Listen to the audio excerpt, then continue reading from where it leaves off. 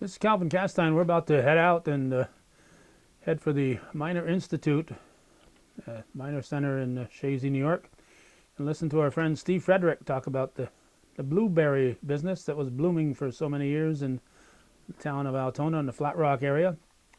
But before we do that, we're going to look at Leslie's Weekly, volume number 95 and issue number 2455. This is the paper that came out on September 25th, 1902, and Leslie's Weekly called itself the oldest illustrated paper weekly in the United States, the 20th century record of current events. And if you wanted a subscription, it was $4 a year. This particular issue covered a large variety of subjects. There's something on Frontier Day in Wyoming. Here's an American Army maneuvers at Fort Riley. We've got President Roosevelt.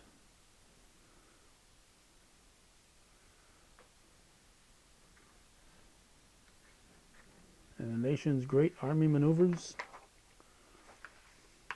And the page we're going to be interested in here is a peculiar Adirondack crop, blueberries in Altona. And it made this weekly paper.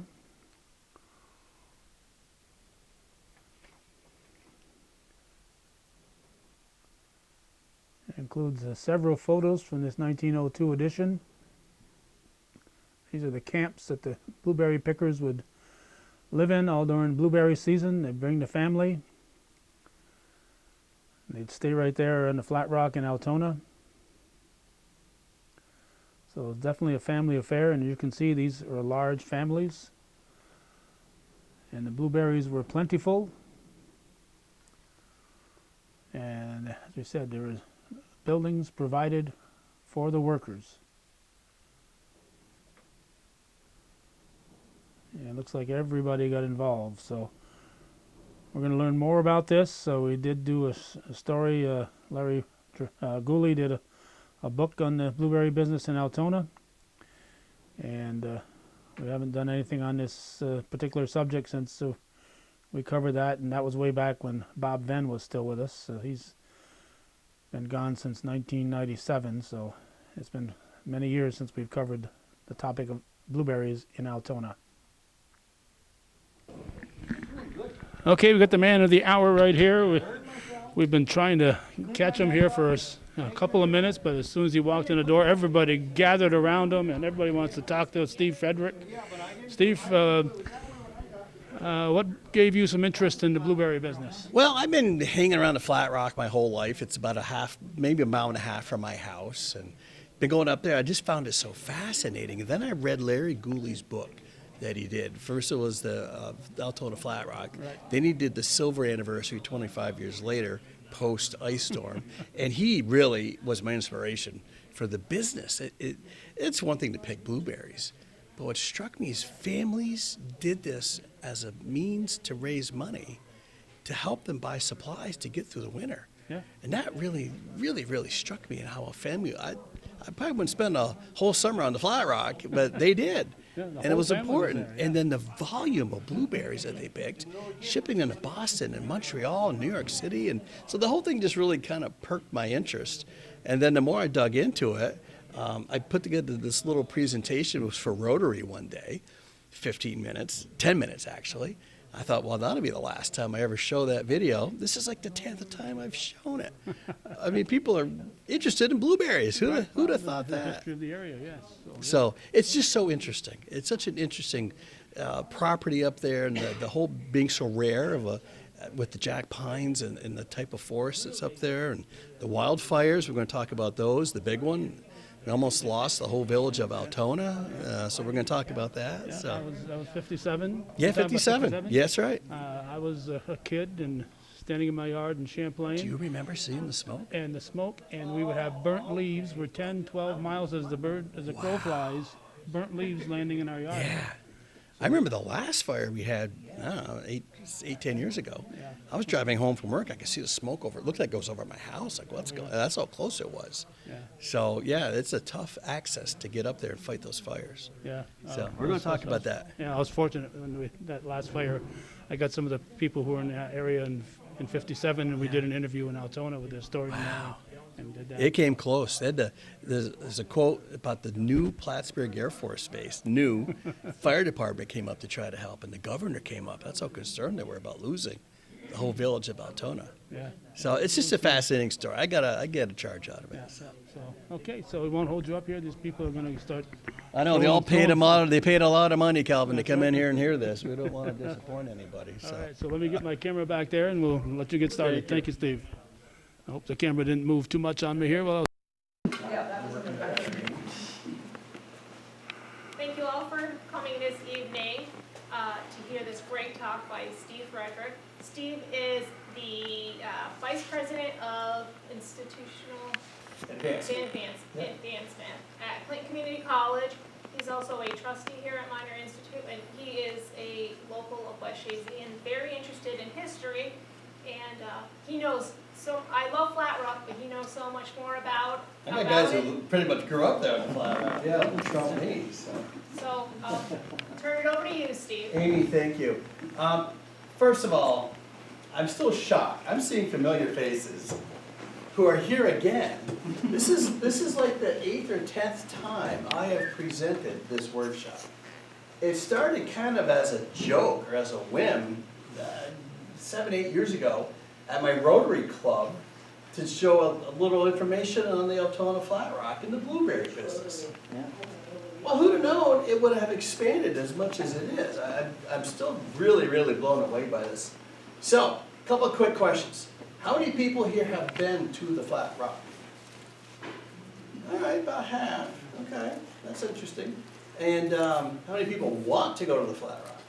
I'd like to go. Well, after this, it's pretty cool. So let's get into this. We can make this as long or short as you want. When I presented with my friend Jerry Favreau at the Clinton County Historical Association, they said make it last 45 minutes. I'm like, this was a 10-minute talk, Jerry. But we added a few slides, and then we had fun at your annual meeting, showing this presentation. So, anyways, let's get into it. Here is what we are going to talk about. Amy, where's my advance? They need to point it towards the Projector? maybe. And maybe just click on the presentation. Oh, so maybe we need to click on it again. Okay. There you go. Well, you know what? We'll advance it the old-fashioned way if we need to. So. Oh, you already, I can go back. Okay, no, it's good. This is where we want to be. Where we want to be. So, Could you turn off the lights? I think it's easier to see. Sure, I'll get it right here. Thank you. So, what are we going to talk about tonight? Well, we're going to talk about where is the Flat Rock. We're going to talk about what's so unique about the Flat Rock, especially to the jack pines and the blueberries. And then what was the impact of the berries on the local economy? That is what first hooked me on this whole topic. And how did it benefit local farm families? What was life like on the Rock in the early 1900s? I know what it's like now. It's harsh, and people live there. What was the influence of William Minor on the property? We're going to talk about the Big Burn of 1957. Calvin remembers that as a young man. And then we're going to talk about where to find some additional information.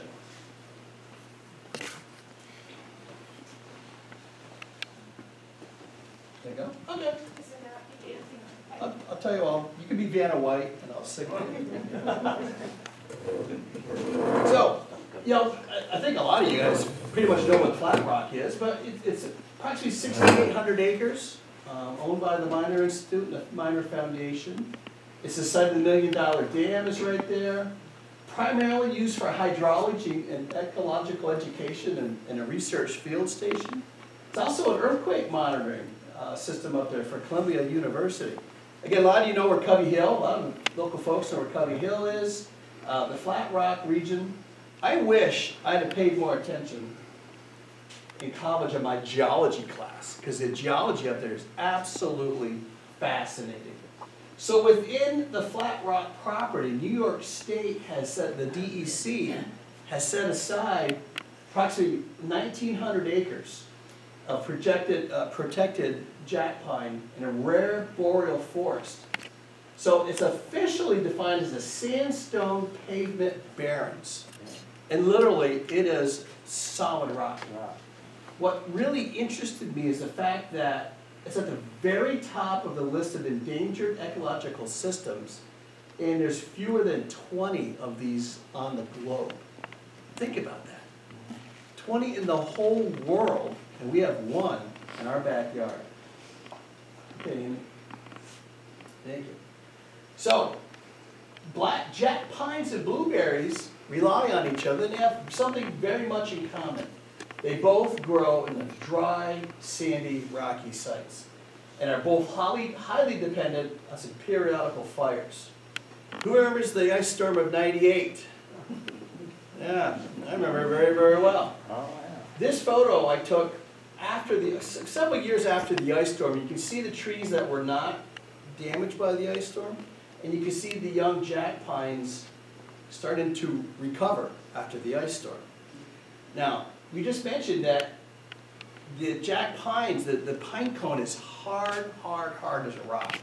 And it takes the heat of a fire to break them open so they'll germinate. Well, we discovered something else that makes them break open. It's a 30,000-pound wood skidder with those steel chains with the spikes. That crushes those pine cones very, very well and open them up. And these little trees are the results of where the skidders were operating and chipping all the old trees that were taken down from the ice storm. Okay, Amy. So just for some reference, up here is the Dead Sea. Yeah, who's been to the Dead Sea before? Sarah, yeah, a few folks. That's a cool. I was going to add some pictures of the Dead Sea. If I start down that rabbit hole, we'll be here all night. So the Dead Sea, Altona, the village of Altona is up about where the A is. You come in down where the parking area is on this road, and here's the $1 Million Dam. There's a miner's cabin. The Scar Pit. If you follow this trail, you go up to what was called the Skeleton Dam, and there's the lean-to up there. And then it opens up into Chasm Lake. This is a beautiful, beautiful piece of property. Until this picture was taken probably in the late August, September, when the green, help me out here, Sarah, is it milfoil? What's Duckweed? nasty, floaty green stuff turns the water from a beautiful blue, like an algae bloom. You see it, you hear about Lake Champlain. Then you can cross below. I used to be able to cross below the Skeleton Dam to the beavers have got in there. It's about 10 feet deep in and out. No way to lose an ATV. Cross over and you can get up on the upper side. Robinson Brook comes right in here. Robinson Brook feeds the Chasm Lake. And I might have known someone who went up there with a fly rod and maybe caught some nice little, they're there. They're beautiful in there because everybody leaves them alone. So just some of the main trails. The fire tower, anybody been up to the fire tower before? Yeah, so the fire tower is right there. This is the Vassar Road. So just kind of give you a sense of what we're talking about. This is prime real estate for it's about 15,000 square miles is prime for the blueberry habitat. Now, the blueberries were stumbled upon around the early 1800s and known by the locals. Now, you probably know this, but if you want to get on the Flat Rock in the summertime, you've got to get past the guards. I mean, Mike knows this. I mean, it's guarded. They don't let just anybody up there. And these guards are mean, and they're hell-bent on keeping the visitors away from the blueberries. Amy? Yeah, those bad boys. You get bit by them, they leave a nice big old welt the size of a quarter. So, in fact, they're so thick up there, we actually count them by the number per square inch. The deer fly, the horse fly, I mean, right about the time the blueberries are prime for picking, it's prime time for the deer fly. So I can't imagine living up there for a season, trying to pick blueberries and dealing with those guys. It had to be absolutely horrible. So about 1850, Peter Barnaby Sr., I don't know about the Barnaby Road and the Barnaby family. He was an entrepreneur, and he saw the potential of the blueberries, actually moved from Montreal to Altona to pick and sell blueberries. And he was selling blueberries to the passengers on the Altona train station. Albert, you were just telling me about selling blueberries over in Vermont, but this is like long before your time. Some of the photos we're using, they're very hard to find. But I'm going to show you a picture. Calvin just found a beautiful photo we could use in the next presentation. Amy? So, by the 1880s, the blueberry business was booming. Distributors competed. I mean, they employed hundreds of pickers from Vermont, Quebec, across the North Country. They lived in these blueberry camps on the rock. Again, very inhospitable. I think what's interesting is the families could actually rent lumber from the Tremblay Brothers store in Altona. They built these crude shelters, stayed in them all season, took them down, and brought them back to the Tremblay Brothers. Amy, I got a picture of it. It's not very good, but yep, there we go. Calvin just brought us some beautiful photos. If you want to come up and look afterwards, crystal clear. He's got about 4 photos of what the shelters looked like on the Flat Rock. These pictures just don't do it justice. So if you can imagine a family spending a whole summer picking blueberries, they pick 6 days a week and only return to town pretty much in Altona for Sunday for church services. They work from late June through September. And again, July and August is prime blueberry season, and the guards up there, those deer fly. What was interesting is the reason they did it was to buy enough supplies, they call it their winter staples, lard, flour, and sugar, to get them through the winter. So a family of 5 could pick about 150 quarts a day, 10 cents per quart, $15 a day, or $300 for a whole season. Now you think, who in the world would do that for $300? But we're talking 1880s and early 1900s. What's that worth today, Amy?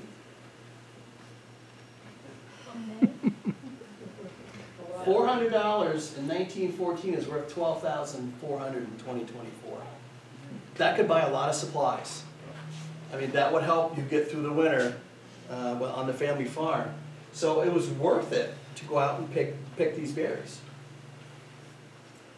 So a lot of them were sold locally, but what was really interesting with these berry houses were built to process, pack, and ship hundreds of crates to the Boston Commons House, where they were sold to the highest bidder. This was the train that would stop in Altona. They literally would load it full of blueberries and ship it to Boston. So it was a very, very healthy market. They were sold to Vermont, New York, New Hampshire, Connecticut, even up to Canada, and it became famous in the whole Northeast for the excellent taste of blueberries. So, some big changes happened. I mean, people recognize that photo, right? That's the beginning of Miner's $1 Million Dam. So in 1910, when Mr. Miner chose to build the dam on the Flat Rock, construction began. I'm going to tell you a quick story. So my brother's really good videographer. He does his whole living doing videos. He videotaped my grandfather. He's passed away many years ago on the Menard side of the family. And he's worked for Mr. Miner. So my brother actually recorded him sitting under his favorite tree in the backyard in a chair. And he said that Mr. Miner was wonderful to work for, but you would be fired instantly if you did one of 3 things. If you use the Lord's name in vain, you're gone. If he catch you smoking, you're gone. If you struck his horse, or any of those horses, you're gone. Now, if you want to kill the guy next to you, that's fine. You can stay. And there was a lot of fights up at the dam, up at the construction process of the dam. You know, we had the immigrants from the Italian and the Poles and different immigrants were looking for jobs. And there's stories about some major brawls that happened up there. That's okay. You're not going to get fired. Don't swear, smoke, or hit a horse. This whole topic alone is fascinating, talking about the dam and the construction of the dam. I've been going up there forever. I remember when I found the sand pit. Now, the sand pit is quarter mile away from the dam site. But you come across this place where clearly they got all the sand to mix the mortar to build the dams. It's absolutely fascinating. And again, we're talking pre-Caterpillar, John Deere, hydraulics, heavy equipment. We're talking dynamite and these old shovels. Okay, we can do another one. So when the dam was full, it took a lot of years to get it to actually fill the dam. This is actually, we're looking east, miners' cabins, like right down here. This is where the penstock comes out of the dam. Now there was a hole blown up, so it won't fill up again and let the deer cross through. But when you're looking at this lake, I mean, at this dam, it's about 50 feet high. And there's stories that talk about when the wind blew out of the north, the actual waves would have the trout blowing over the dam. You could walk along, literally put the trout in your basket for dinner.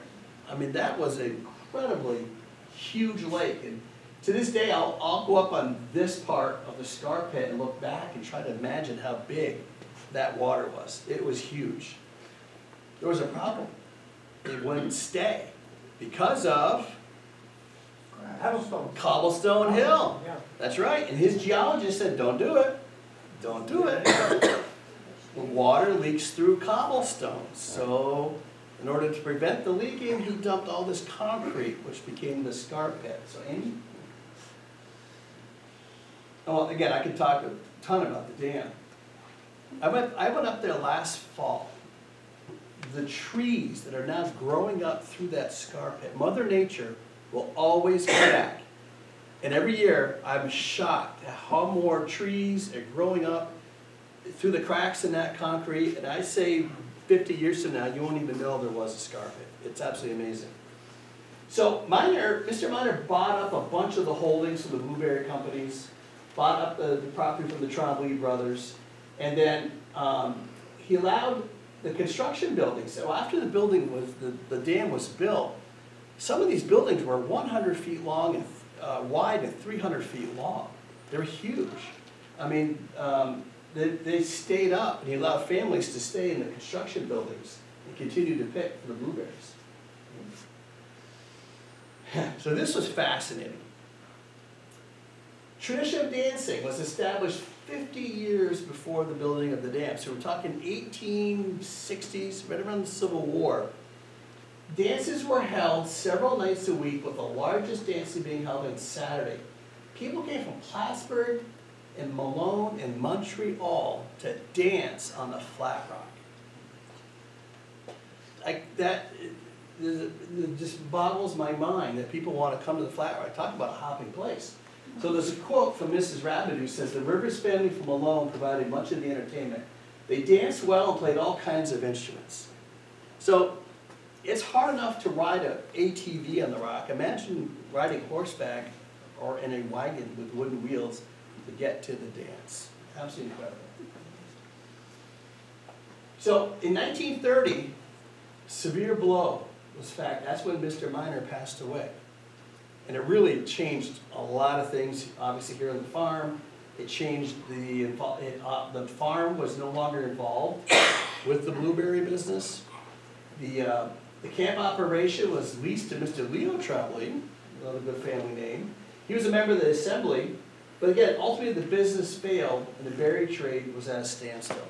Was not predicted, but that's how much influence Mr. Miner had.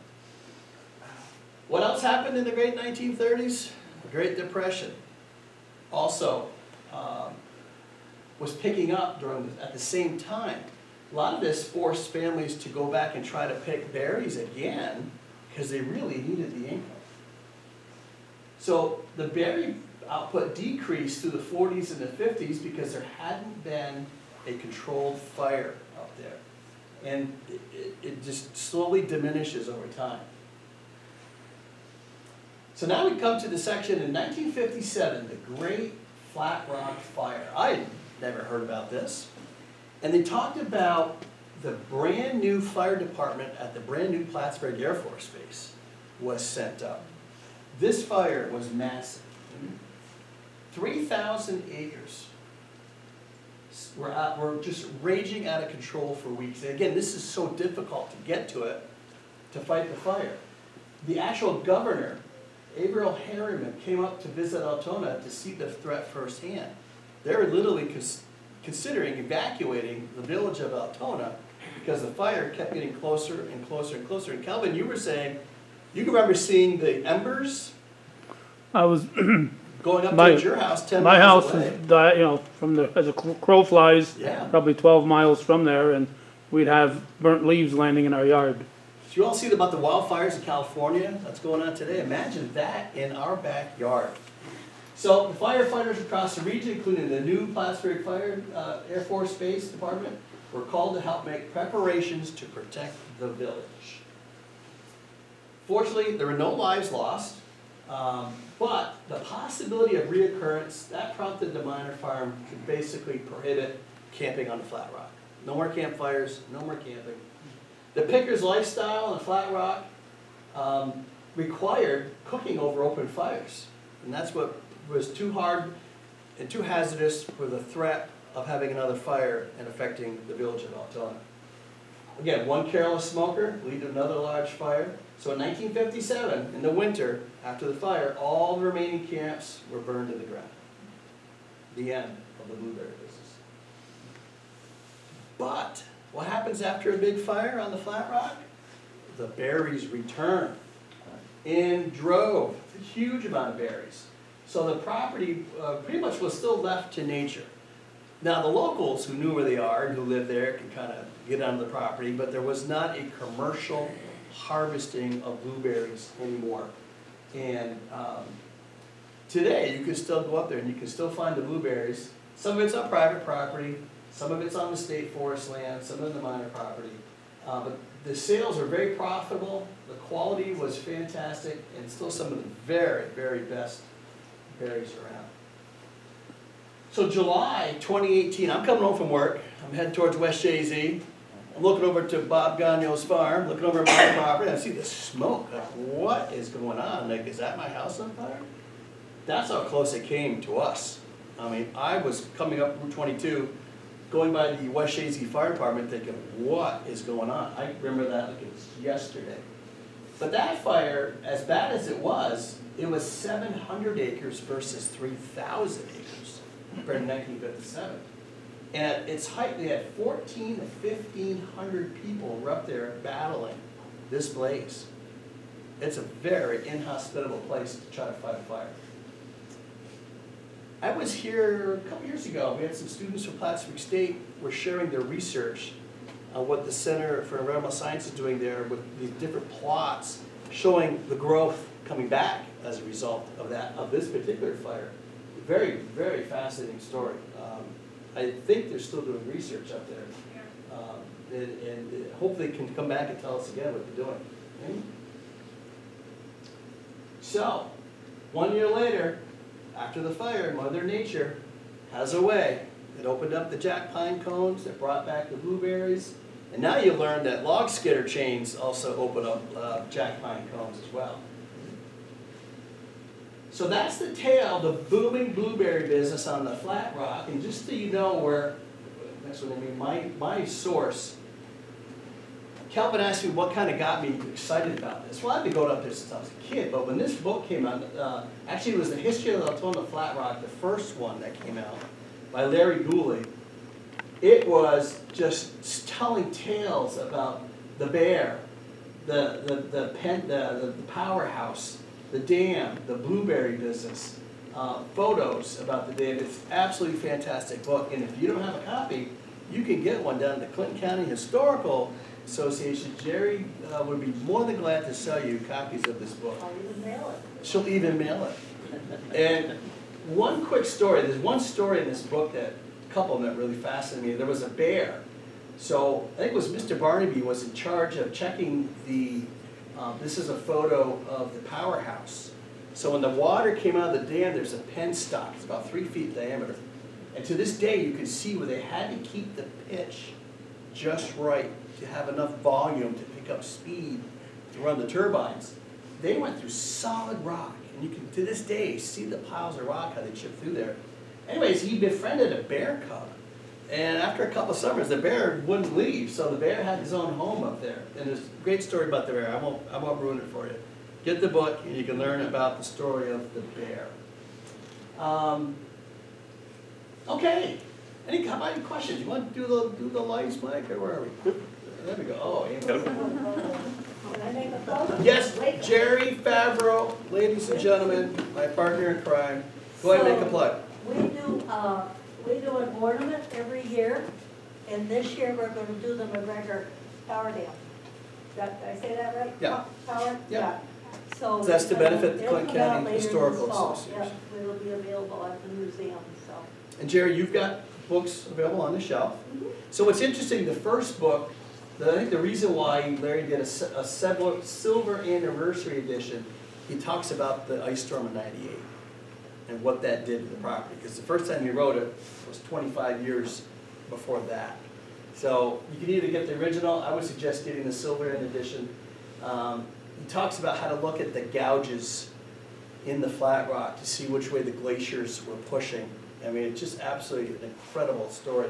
The other story up there I have yet to find, he talks about a natural spring that comes out of the side of the hill. And I have yet to find it. He said literally you can fill your water bottle up with this spring water. I think I know where it is, but of all the years, I've never actually found this natural spring. So there's a challenge for anybody going up there looking for the spring. What kind of questions you have? Albert, you want to tell your story? I can, yeah, I remember when the Fedstock was running. Do you? Oh, yeah, when I was going to school. Yeah. But, and there's also another dam down below where they had the fish hatchery. I don't know if Yes. you know the story or not. The fish hatchery down by Parker's? Yeah. Yep. But I remember going up with Mr. Gilbert from Saona, and he bought blueberries on the Flat Rock. And we'd go up there with his old truck, and he'd buy the blueberries from the pickers. At the time, there was places underneath that dam where it sloped down.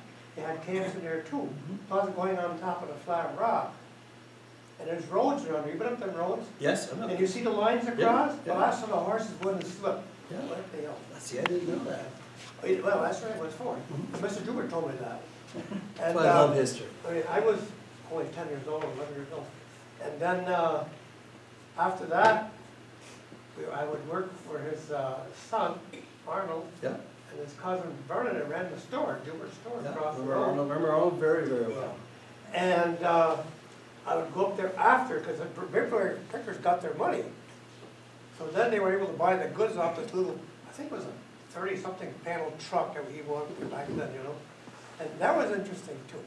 But my job was to hold the blueberry crates so they couldn't tip over. Guess what? I had an awful blue mouth. He was the quality control. Make I sure. was quality control. Taste testing. But then, I don't know if it was once or twice a week, he had a cooler at the farm. He stored these blueberries.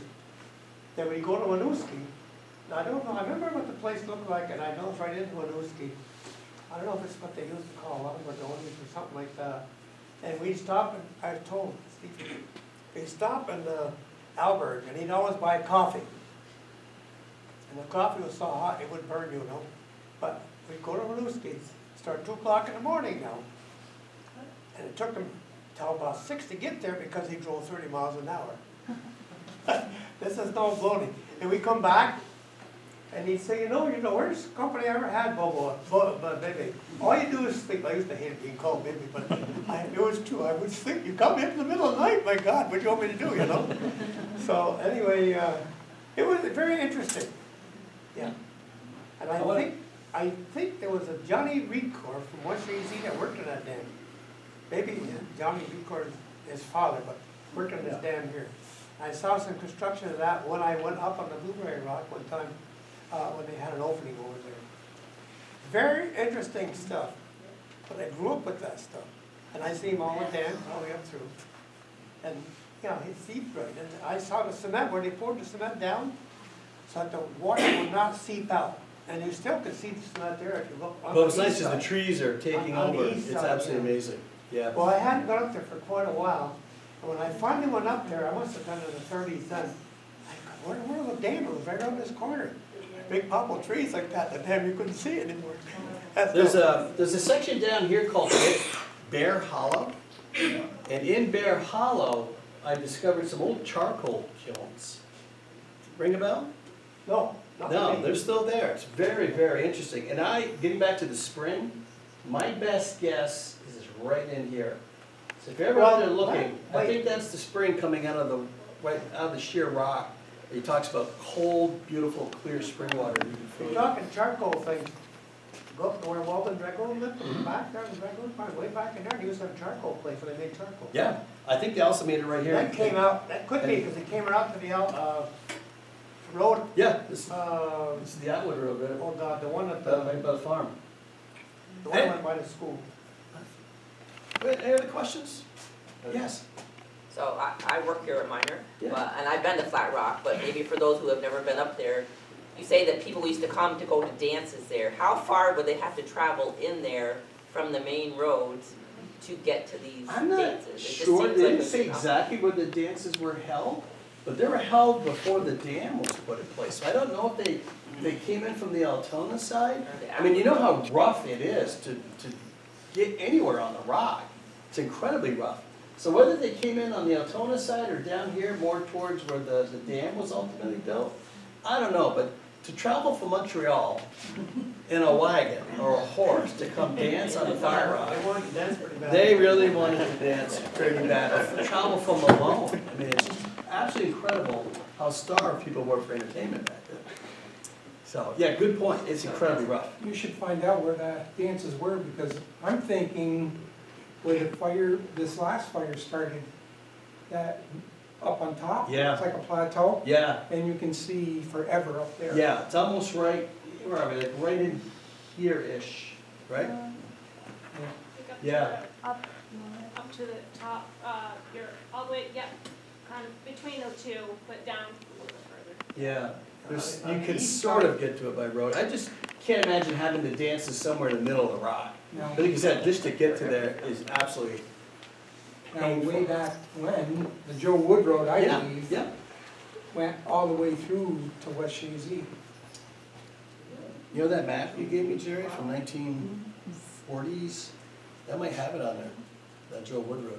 I have seen it on maps where it Yeah. goes all the way through. It just doesn't make sense to travel that far.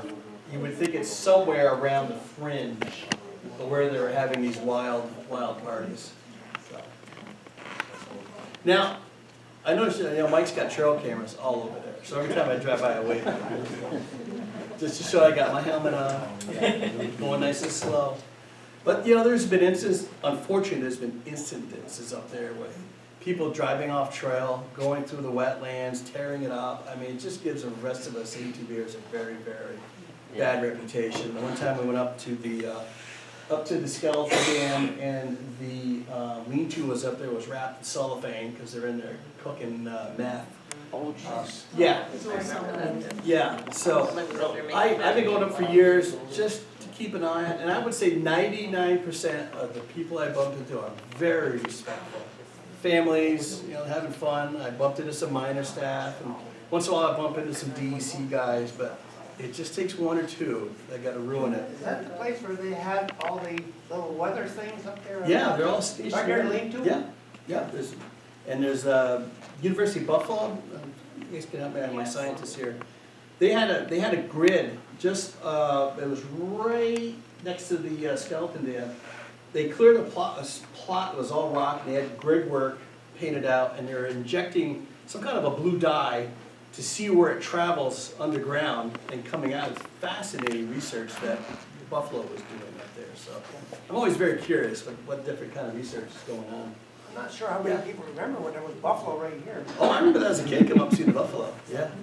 Was there ever an industry selling the huckleberries that grew up? I'm so glad I'm glad you brought the huckleberries up. I was going to talk about that. Huckleberries are still very, very plentiful up there. I wouldn't even know how to cook a huckleberry and do anything, but there's huckleberry jam, and Sometimes I think the huckleberries are a little healthier than the blueberries. They're doing great up there. They're doing great. I mean, anybody know how to use huckleberries? Pick off the outside part and eat the inside part. You can't do huckleberry They don't jam. last for very long. I know the bears and the coyotes love them because you can see the scat up there. Blueberry scat and the huckleberry scat. They're still feasting. But yeah, thank you for reminding me about the huckleberries. I've seen those. So the blueberries are mostly like 5 feet tall or whatever, or they're not like just They're not, round yeah, ones, right? no, they're wild ones. Yeah, well, where I live, down near Poke Moonshine, they're low. Yeah. In the hills, there's not big tall ones. Well, but can you imagine, there's also the story of the rattlesnakes up there? I hate snakes, sorry. Farm kid that hates snakes. They don't have them now though, right? Now, supposedly, there were quite a population of rattlesnakes that were burned off at the 1957 fire. Now, I can't imagine, you got kids up there picking, and your families, you're picking blueberries, next thing you know, you're nose to nose with a rattlesnake up here on the Flat Rock. But there was no stories of anybody getting struck by a rattlesnake. A lot of stories about the Dead Sea, you guys all know about. Some great stories about that with tragedy at the Dead Sea. I won't spoil it, you have to read it in the book. The hermit. There isn't anything better than a wild blueberry. Oh, You know, no offense to the ones that grow up with the wild blueberries. nothing They're like so much it, sweeter. nothing like it. I used to pick blueberries on my grandfather's farm in Cherubusco. Yeah. And sell them. But the wild ones So though good. are absolutely incredible. Any other stories, questions, comments? This is the fun part, is people who have stories like Albert to share, you know, their own personal There experiences. was a hermit of Flat Rock. Was there a hermit of Flat Rock? Really? I think she probably, it was in the book. It was in one of the books. I think it was. I think I read that section of the book. I read, well, I don't know what version I read, but I read that book, but yeah, it was pretty cool. Well, if you want to hide, that's the place to do it. And, clearly, if you don't mind those guards that are up there. So that guy, it was around Kenny Meadows where he had his homestead. And there was a Altona caretaker for the mentally, he went down and grabbed the guy, took him to Beekman down. Where the old age Old homes age used to home. be, right across from Bushy's Furniture. And he Yes. dropped him off there. Yep, I remember that part of the book. The next day he was gone, he went Back back up. home. Went back up. And the guy said, I'm not going to get him again. Yeah. I have a friend when she hikes in the area, she has a GPS device. Is there a problem just using a compass in some areas? I've never had a problem. I've used GPS. When I first started going up, I tracked everything on my GPS because there's So you lots of can find spots it. that looks very much the same. It's very easy. I no longer use it. I know it quite well. I'm very comfortable up there, but I've never had an issue with the GPS. Because there's no iron mines there? I don't see any iron Okay. up there. We used to take my Boy Scout troop up there. A quick side story, we used to get permission every year. We'd camp at Mr. Miner's cabin at the base of the dam. And they'd go up and explore. And one year we came across a father who got separated from his son, and the son was lost. And I'm getting ready to go get cell service to call the police, and my Boy Scout troop found him. Brought him back. It was a proud dad moment. That was pretty cool that they did that. So, Calvin, any other stories growing up here about the Flat Rock? You know, it's what's interesting is people with Albert's generation, these stories are not going to be with us forever. You know, we got to record these things. Well, you got to keep around, Albert, but you know, like my grandfather telling his story. I mean, generations, not long, you lose that first-hand account. So, highly recommend you get that book by Larry Gooley on the Altona Flat Rock. Read about the bear, read about the hermit, read about the whole development of that property. It's absolutely fascinating. Amy, thank you for hosting me. Just when I think nobody wants to hear this again, I get an invitation. So, thank you. Go get your book from Jared. So we just want to let you know that this summer we'll be having 3 tours to Flat Rock, to the dam area. So they'll be small, there'll be a sign up. You can find, you'll be able to see it on social media and on our website. Yeah, get a chance to go. Who's leading the tours? Excellent. You gonna tell us some good stories? Is it walk-in or ride-in? Well, we'll ride into the cabin and then walk around. So we'll leave walking sticks and So had you found the large buildings where they had the workshops and where they housed the workers? Some of them. Yeah, I think I know some of them are too. I think some already go up there with a metal detector, might find some cool things. Yeah, very cool. So yeah, take Amy up on her offer. And Mike, thank you for you guys taking good care of the property up there with your team. It's a very special place. It is. Well, thank you. Hey, grab some goodies. A little sugar here. I got 45. Reminder to folks to check out our YouTube channel, Hometown Cable Network. You can find several videos on the Altona Flat Rock. Here's one with Dr. Ken Adams. Here's one with Dave Franzi on the,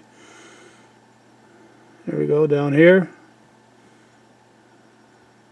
And we're trying to maneuver this with our fingers here while we're holding the camera. Here's one on the geology and ecology of Flat Rock. Here's an interview we did in 1993. Bob Venn talking to Larry Gooley about his Altona Flat Rock book. And the tour of the $1 Million Dam we took with Leonard Patry. Several pictures from the forest fire of 2018. We also did a video there with getting some of the people who were at the 1957 fire. We talked to them on October 28th, 2018. Talked to Ellen Montgomery, Lauren Parker, Bill Atwood, and Rudy Lambert about the 1957 fire.